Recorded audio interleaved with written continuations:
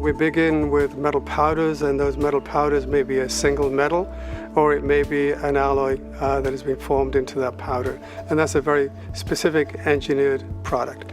That is combined with a lubricant. That mixture is put into a compaction press. We compact the shape into what's called a green part, and that will have a pretty low strength. Certainly enough to handle, but I always say it's like the strength of an aspirin tablet. If you try hard, you can break an aspirin tablet. The structural properties, the end properties that you're looking for from the product are not going to be in that green part, but it begins with the shape. So the PM process is kind of unique. You get a shape first, and then you get the properties. The properties are all developed in that sintering furnace. So for steel, we'll be in the 2000 Fahrenheit range, or about 1100 degrees Celsius range. Certain atmospheres are used. In the steel world, we use nitrogen as a protective atmosphere. Hydrogen is often used as a deoxidation or reducing atmosphere. Takes the oxides off all metal particles that have that oxide.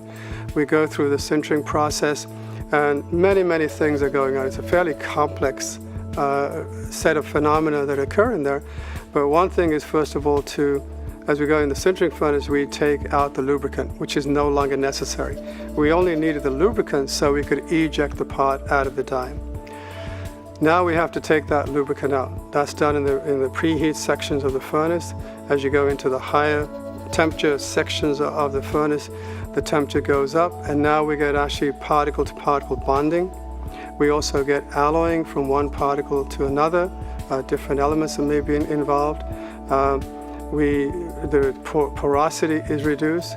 We will develop the strength that really is recognizable that you need in the end product.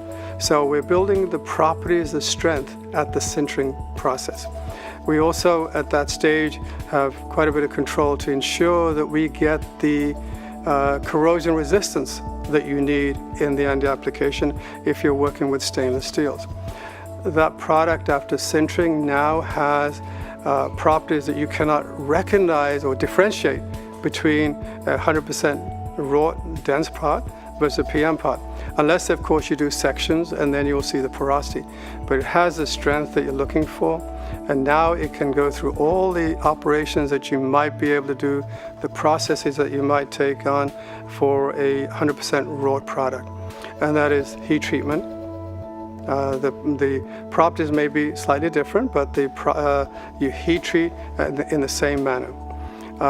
If you're going to plating, of course, we have porosity, so we have to seal the pores. So there's a resin impregnation process that's taken on, and then that product can go through plating, because we don't want the liquids that are used in the plating tanks to go fill up the pores in the beginning and carry over from one tank to another. So certainly resin impregnation is a must.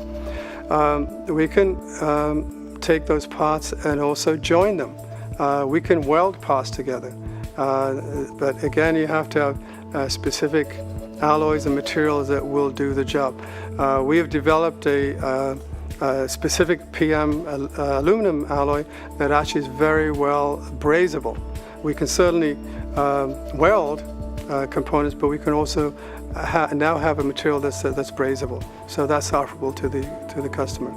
So you can take those components after sintering and process them in any manner that you normally would for a raw product. So of course you can do machining, cutting, drilling, grinding, all of those things that are appropriate for that specific alloy system that you're working with.